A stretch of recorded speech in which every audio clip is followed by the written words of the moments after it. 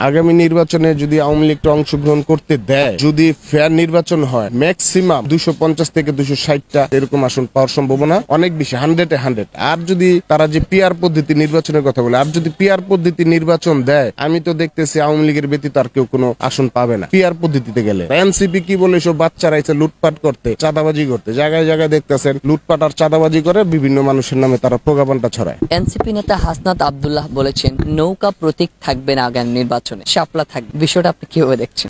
বিষয়টা আমরা হাস্যকর হিসাবে দেখি। নৌকা এই দেশের জন্য যা দিয়ে গেছে, ওর বাপজাদার 14 গোষ্ঠীর ছিল সব রাজাগার, ওরা এই দেশে কি দিতে পারবো? ওরা লুটপাট চাঁদাবাজি করবো, এইটাকে এই দেশের জনগণ মেনে নিব। নৌকা থাকবে না এটা তো ওর মুখের কথা।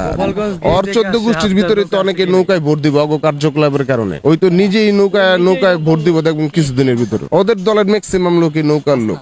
হাসনাদের দলের অনেকে, ওরা ম্যাক্সিমাম সার্জিস আলম, ওরা প্রত্যেকেই আওয়ামী লীগের ছাত্রলীগের লোক ছিল এবং ছাত্রলীগরে ওরা ভ্যানগার্ড হিসাবে ব্যবহার করে আজকে একটা পর্যায়ে আসছে। পর্যায়ে এসে ছাত্রলীগের সাথে ওরা বেইমানি করছে। কেন বেইমানি করছে? ওরা ওদের নিজের স্বার্থে বেইমানি করছে, যেতে ওরা কিছু টাকা পয়সা, কারণ ছাত্রলীগ তো স্বচ্ছ সংগঠন, ফেয়ার সংগঠন, ছাত্রলীগ তো দেশের সেবায় নিয়োজিত থাকে। তো এইটারে কলঙ্কিত করার জন্য ওরা নিজেদের স্বার্থে লুটপাট করে ছাত্রলীগরে কলঙ্কিত করার চেষ্টা করছে। তো এটা আমরা মানি না, এটা দেশের জনগণ মানে না। সর্বদলীয় সব মিলে 3টা আসন পাই কিনা তারই তো সন্দেহ নাই। ফেয়ার নির্বাচনে তারা তো একটাও পাইবো না, তারা তো জানি একটাও পাবে না। তাদের আবার ভোট কই, তাদের আসন কি?